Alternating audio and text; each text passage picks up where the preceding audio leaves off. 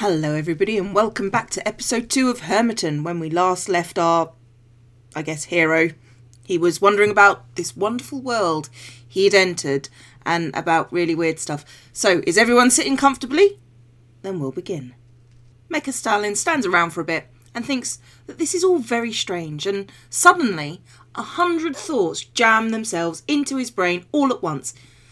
He stands for a moment and then he tries to order them by importance. Are there any Grues about? You take a quick look around. It's been a while since you heard about Grues. Nearly 30 years, in fact, because text adventures haven't been popular for nearly 30 years.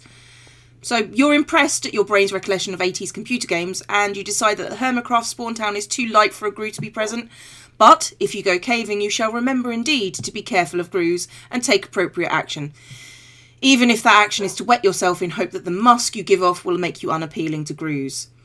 You sense your hunger bar going down, and you realise that food would probably be useful. Since the only place that seems likely to have delicious bacon is the sign advertising food, you go and head over to it. You realise that it is made out of wool. However, let's let a small factor like that get in the way of you being really hungry, and keep our fingers crossed that there is food in one of those chests. You open the chest. You try and collect the bounty that is within that chest. Now that's weird. You can't seem to get the food from that chest into your inventory. You've tried single clicking, shift clicking, right and left clicking. No.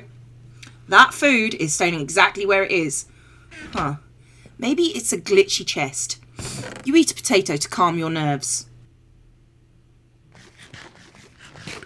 You immediately feel less hungry, and that sharpens your mental acuity to 1. Seriously, you aren't that bright. However, the acuity of 1 allows you to see the ender chest. You figure that since you spawned with something, the game might have glitched some items into there. You open the chest and find 32 pieces of bread and a potion labelled Old Reliable. You take it all because you are not a complete goon. From this point on, Mecha Stalin will eat below half hunger without being told, unless in a life or death situation. What was that, Brian? You don't think I can disconnect? Well, let's try it. Right. Well, that is weird. Your brain was right for once. You don't seem to be able to disconnect. I'm sure that won't come and bite you in the arse for any reason whatsoever later. Probably should have thought of the dog first. After all, dogs are pretty killer in a fight.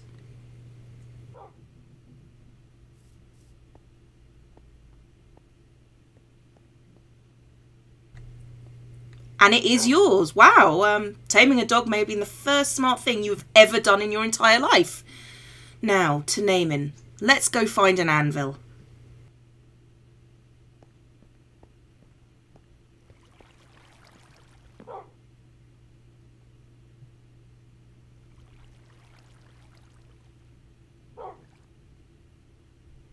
Okay, it's alright. Not many people can decide on a name for their pet straight away anyway.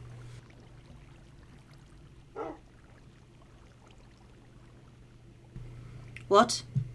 A folk band with a dog? You start to realise how very special your brain is. This plan will not work due to the fact that this area doesn't seem to be populated, or that you have no form of instrument, or that in Minecraft no form of money or power. You do try and name your dog Wolfsbane, however. What? Oh, fine, whatever. Bobbert it is.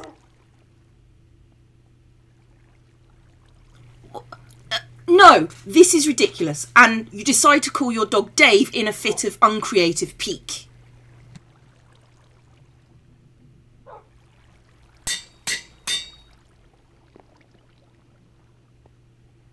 Dave is a good and obedient dog. He will follow you everywhere, but Mecha Stalin will force Dave to sit if you are exploring in areas likely to get Dave killed.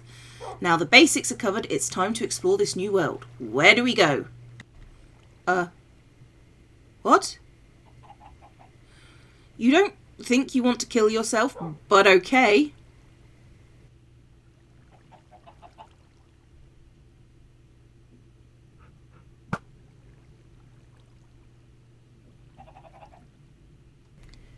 You now have 22 arrows. No, No, death isn't one of your favourite pastimes. It's always been one of your worst nightmares, actually. You're starting to think that this is becoming a little bit twisted. You start to think that you might be going just a little bit insane, or a lot. Still haven't figured out why you're here. Well, that decides that. You journey to the phallus.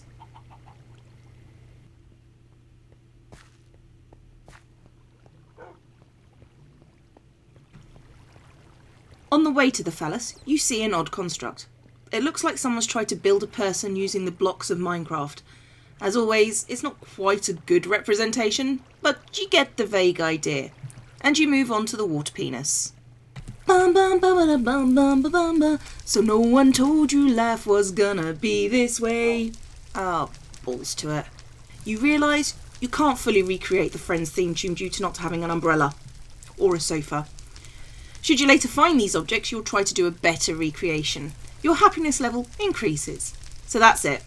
Time to climb the water penis. It's a long way up and you find yourself thinking about the great philosophical questions. Why are we here? What purpose does it have? Why is the darkness so close to you that you can almost touch it? Why is the render distance looking less than it was a moment ago?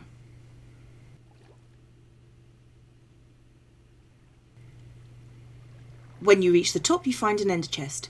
Inside the ender chest is a book titled "Thank You for Playing, Hermitcraft," or as close as the narrator could get, and an iron sword called the Sword of Omens, which sounds familiar. You take both, and seeing nothing else around here, you make your way down the shaft, a little disappointed that the narrator wouldn't let you make too many penis jokes except for that oblique reference she just made. Where next? Oh yes, to the skull! Thank you for playing Chapter 2 of Hermitcraft. You have 22 arrows, 1 half-used bow, 32 bread, 1 potato, a potion called Old Reliable, the Sword of Omens, a book titled Thanks for Playing, and a dog called Dave.